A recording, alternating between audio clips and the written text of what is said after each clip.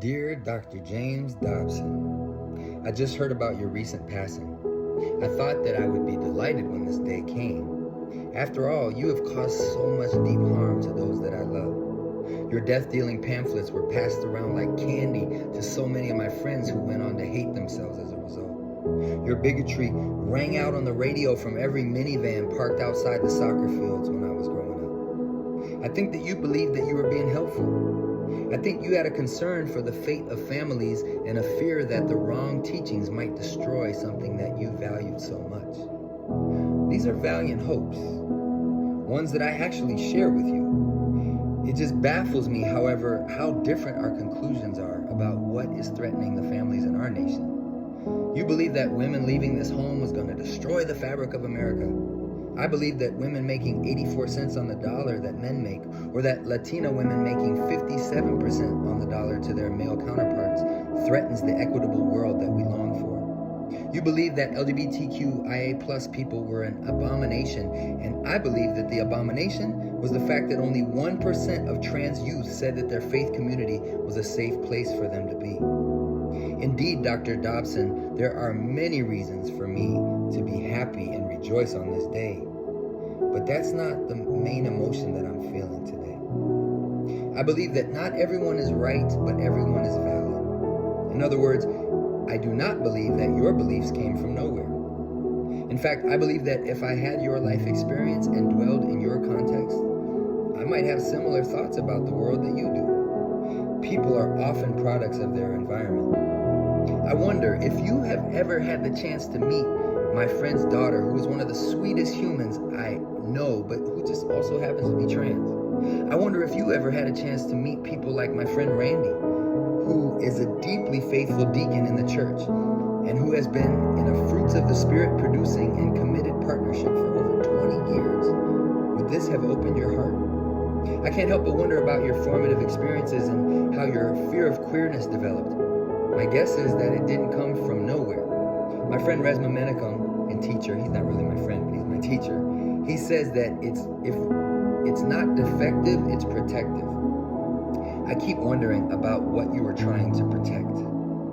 In your process of trying to protect people, you harmed a lot of other people. This makes me want to lash out and curse your name, which is an understandable response given the injurious impact that you had on thousands of people.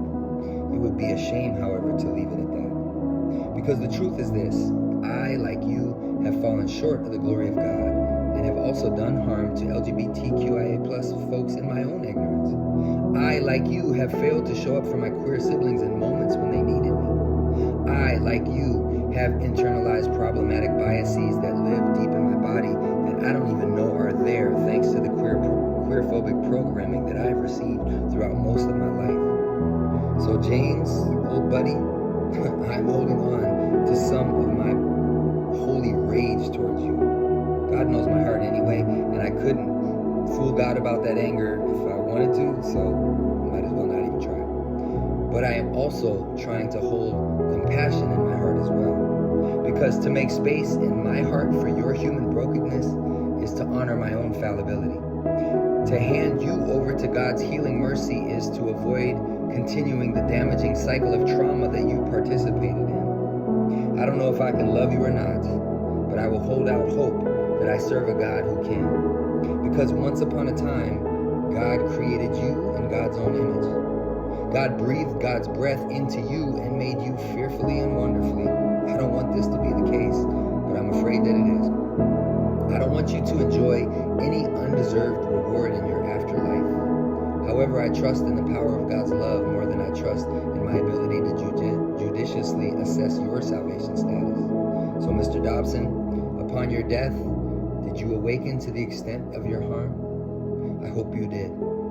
Upon your eternal rest, did God reveal to you the gift that queerness offers to our world? That would be amazing. Did your heart expand more to the multitude of ways in which love and commitment can manifest itself? I truly hope so. And if not, just know this: I will use your death as a moment to recommit to creating a more inclusive world. I will spend time focusing on the harm that you caused. I will spend less time focusing on the harm that you caused to queer siblings and more on the the ways that I have the potential to cause harm, because of that I can control. I will love more loudly and courageously in an effort to drown out others with your same agenda. I will testify more boldly about the love of God that extends to every person, especially those who have been most marginalized in our society.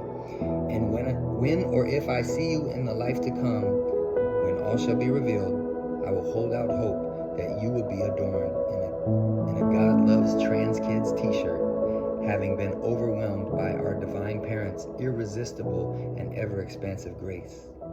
May it be so. May it be so.